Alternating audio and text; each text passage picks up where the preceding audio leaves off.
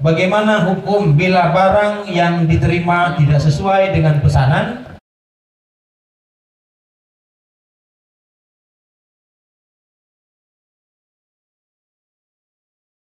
Kemudian satu lagi, ya, bagaimana apabila barang yang kita pesan sebenarnya bukan pesan, sebenarnya membeli barang yang kita beli, yang hendak kita beli tidak sesuai,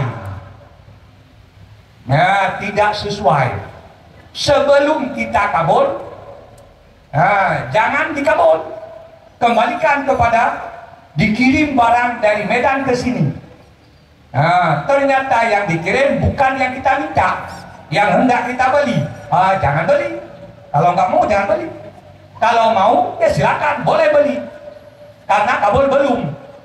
Setelah barang sampai, periksa dulu, periksa. Setelah diperiksa, baru kita kabul. Kalau mau, kalau tak mau, jangan kabul. Jangan kabul. Ya, kalau ditanya bagaimana kalau yang kita pesan, artinya yang kita beli, yang kita sebutkan, itu berarti bukan dasar pendapat kuat, itu dasar mukabil adhar, membeli barang yang gaib dengan disifatkan. Ternyata saat sampai tidak sebagaimana yang disifatkan. Itu bagaimana? Kalau didasarkan atas mukabil adhar, andai pun yang datang sama seperti yang kita minta, boleh kita pasang. Boleh nggak jadi? Boleh tidak jadi. Boleh tidak jadi. Ya, tadi akadnya sudah kita buat. Kalau mukabil adhar sudah kita buat, ijab kabulnya sudah kita buat.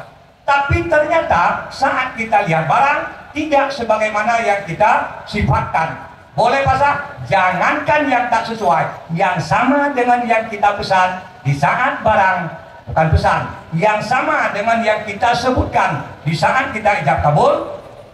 Di saat kita ijab kabul, kita sebutkan sifatnya. Saat barang dikirim, kita lihat ternyata persis sebagaimana yang kita sebutkan tadi di dalam ijab kabul. Boleh pasang.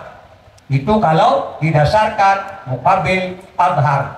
Maka andai kita melakukan akad dengan orang yang gaib jauh di sana, persoalan ijab kabul sah-sah saja.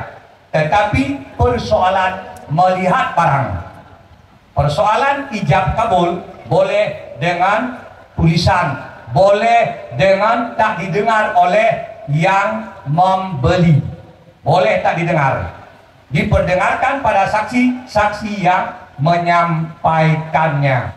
Bahkan di dalam kitab ada disebut suara lewat kawat, artinya telepon. Pada bab akad itu masuk di dalam jumlah kinayah. Kalau diniatkan itu insya ijab kabul, insya akad, sah juga sebagai akadnya. Itu persoalan ijab kabul. Tapi persoalan barang itu lain pembahasannya. Maka lihat barang dulu. Kalau barang gaib tak pernah kita lihat, itu kalau dasar pendapat kuat tidak boleh, kecuali seperti yang saya sebutkan tadi. Dikirim barang dulu ke sini, dicatat, di bawah ditulis semua barang yang tercatat namanya di sini saya jual untukmu dengan harga sekian. Sampai barang, periksa barang dulu, lihat barang dulu, sudah dilihat, kemudian baru dibaca, dilihat tulisan yang ada di bawahnya, kemudian dikabulnya, saya beli semua barang ini untuk saya dengan harga sekian. Kalau tidak demikian bagaimana?